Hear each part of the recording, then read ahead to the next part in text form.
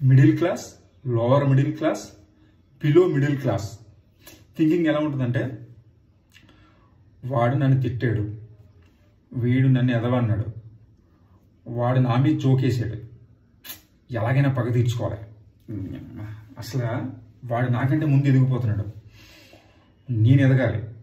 ఇలా రకరకాల థింకింగ్స్ ఉంటాయి. ఎప్పుడు అంటే వీటిని చీప్ థింగ్స్ అంటారు. చీప్ థింగ్స్ ఎక్కువ ఆలోచిస్తుంటారు వీళ్ళు, అంటే మనం. సో ఇప్పుడు నువ్వు గోల్ పెట్టుకున్నావు, ఆ గోల్ రీచ్ అవ్వాలి. ఆ గోల్ రీచ్ అవ్వాలంటే నీ గోల్కు ప్రపంచం ఉంటుంది కదా, ఆ ప్రపంచంలో బతకాలి నువ్వు.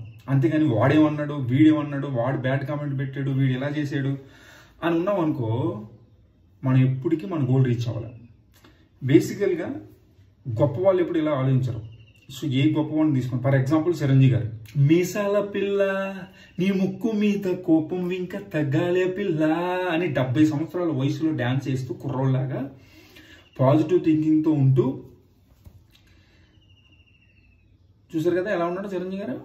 సో ఇప్పుడు అదే చిరంజీవిని చాలామంది తిడతారు, చాలామంది కామెంట్ పెట్టేస్తారు, చాలామంది బ్యాడ్ కామెంట్స్ పెడతారు. ఇవన్నీ పట్టించుకుంటాడు చిరంజీవి గారు?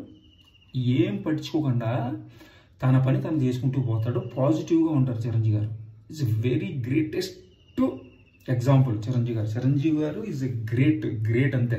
సో కాబట్టి మనం ఈ లోవర్ మిడిల్ క్లాస్ మనం ఏంటంటే, మనం ప్రతి చిన్న విషయాన్ని చాలా సీరియస్గా తీసేసుకుంటాం. అయ్యో అమ్మాడు అలా అనేసి ఎలా అనేసి, ఇప్పుడు ఏంటి పరిస్థితి, మనం ఏం చెయ్యాలి అని చీప్ థింగ్స్ అన్నెసరీగా సంబంధం లేని విషయాల్లో ఎక్కువ ఫోకస్ చేస్తాం. అప్పుడు మన మీద మనకి ఫోకస్ తగ్గిపోద్ది. మన మీద మనకి ఫోకస్ ఉంటేనే మనం అనుకున్నది సాధిస్తాం.